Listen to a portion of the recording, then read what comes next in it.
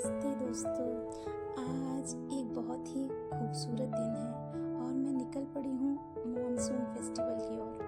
लेकिन इस यात्रा में जाने से पहले मेरे मन में एक छोटा सा विचार आया जो मैं आपके साथ साझा करना चाहती हूँ। विचार है खुशी, जीवन की सबसे खूबसूरत प्राथमिकता। अक्सर हम जीवन की दौड़ में इतना व्यस्त हो जाते हैं कि हम उस चीज़ को भूल जाते हैं जो सबसे ज़्यादा मायने रखती है, हमारी अपनी खुशी। याद रखिए, सफलता की कोई परिभाषा तब तक अधूरी है जब तक उसमें सुकून न हो। जीवन में सबसे ज़रूरी चीज़ कोई भौतिक वस्तु नहीं बल्कि आपका अपना मानसिक स्वास्थ्य और अपनी मुस्कान है। जब आप अंदर से खुश होते हैं तो दुनिया की हर मुश्किल छोटी लगने लगती है। खुशी को अपनी दिनचर्या का हिस्सा बनाएं और इसके लिए आप 3 छोटे कदम उठाइए। सबसे पहला, कृतज्ञता यानी कि ग्रैटिट्यूड का अभ्यास करें। जब हम रात को सोने जाते हैं, सोने से पहले उन 3 छोटी चीज़ों के बारे में लिखें जिनके लिए आप आभारी हैं या आपके ध्यान को कमी से हटाकर प्रचुरता की ओर ले जाता है। वर्तमान में जिए, कल की चिंता और बीते हुए कल के पछतावे से बाहर निकले। आज का जो पल है उसके पास है, जो आपके पास है उसका आनंद ले, चाहे वह एक कप चाय हो या ताज़ी हवा लेना हो। खुद को प्राथमिकता दें। दूसरों को खुश करने के चक्कर में खुद को ना भूलें, ना कहना सीखें। उन गतिविधियों के लिए समय निकालें जो आपके मन को शांति देती हैं। चलिए, ये लीजिए, हम आप पहुँचे। यहाँ की रौनक देखती ही बनती है। बीच फेस्टिवल, काफ़ी सारी एक्टिविटीज़ यहाँ चल रही है। दोस्तों देखिए यहाँ का नज़ारा, समुद्र की लहरें और इस बीच में लोगों का आना। यहाँ पर सिर्फ अंडमान के लोग ही नहीं, जो इंडियन टूरिस्ट हैं वो भी आए हैं। तो चलिए हम आगे बढ़ते हैं।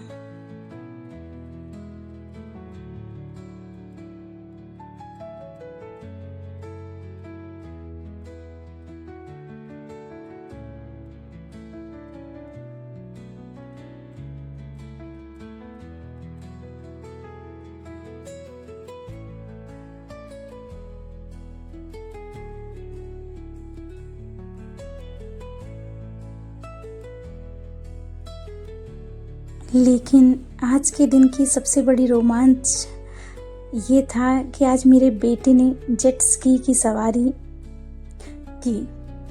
लहरों के बीच जाने से पहले सुरक्षा सबसे ज़रूरी है, इसीलिए उसने पूरी तरह से सुरक्षा कवच यानी कि लाइफ जैकेट पहनाया गया। पूरी सावधानी के साथ जब उसने लहरों पर 2 राउंड लगाए तो उसकी आंखों का जो जोश था वो देखने लायक था। उसे तेजी से दौड़ते हुए देखना वाकई एक कमाल का नज़ारा था। देखिए, अब वो जेट स्की सवारी के लिए निकला है। वह अपने कोच के साथ बैठा हुआ है और सच में बड़ा ही खुश है।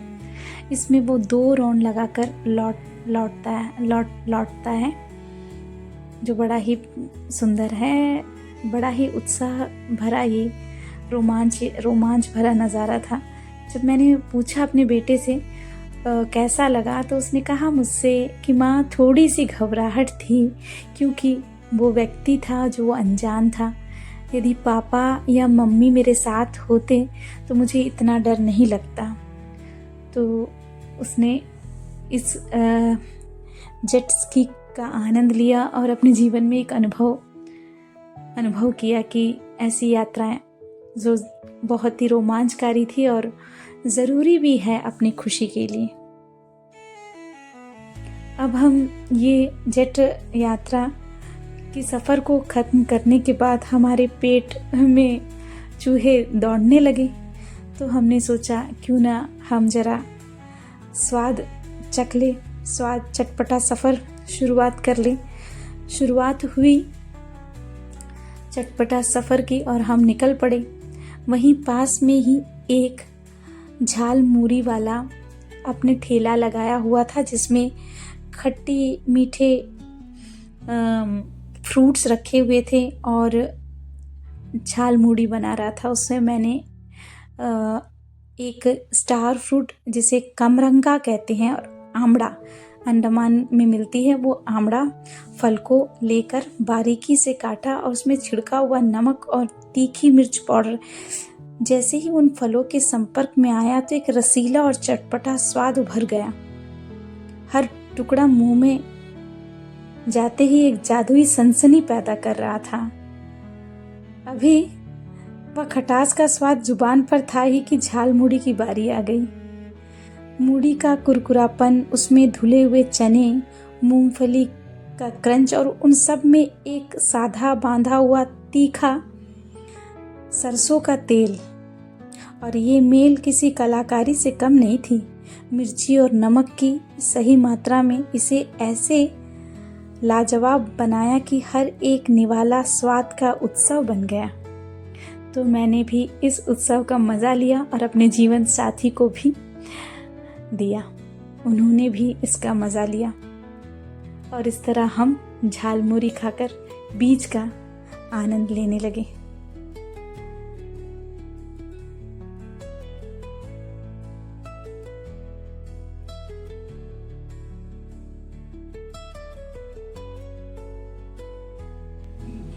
यहाँ इस फेस्टिवल में विशेष तौर पर प्रतियोगिता चल रही थी वॉलीबॉल की, जहाँ 2 दलें थी, एक तो महिलाओं का, दूसरा पुरुषों का।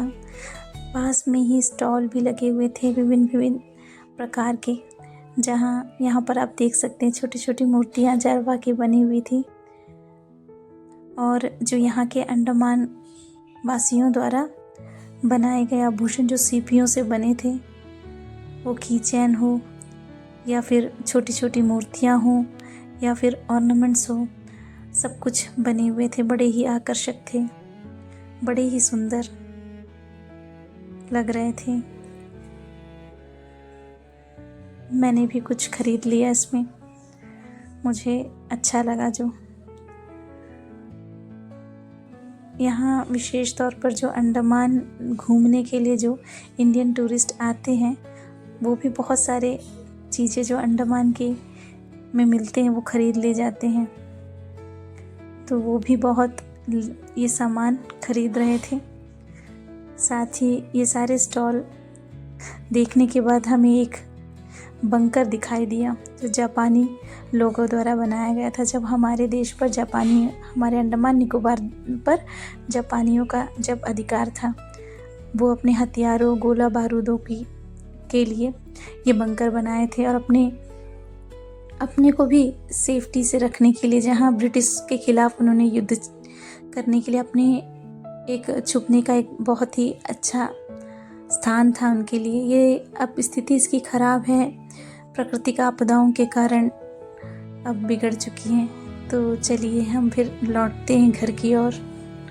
हम फिर वापस रवाना हो रहे हैं।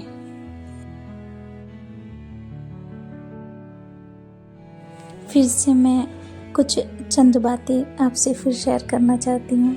सफ़र का ये जो सफ़र है हमारा रोमांच भरा हो। मेरी बातें जो आपको अच्छी लगे तो मेरे चैनल को ज़रूर सब्सक्राइब कीजिएगा, लाइक्स दीजिएगा। तो मैं ये कहना चाहती हूँ, खुशी कोई मंजिल नहीं है जिसे पाकर रुक जाना है, या तो वह रास्ता है जिस पर चलते हुए हमें अपनी ज़िंदगी संवारनी है। अपनी मुस्कान आपकी सबसे बड़ी संपत्ति है, इसे किसी भी कीमत पर कम ना होने देना मेरे दोस्तों। ज़िंदगी को वैसे ही जियो जैसे आप खुद को देखना चाहते हो, ना कि वैसे जैसे दुनिया आपको देखना चाहती है। याद रखना, हर सुबह एक नया दिन आता है, एक नया पन्ना। अपनी खुशी की कहानी लिखने के लिए तैयार रहना आप। सुकून का दूसरा नाम है खुद से बेपनाह मोहब्बत करना।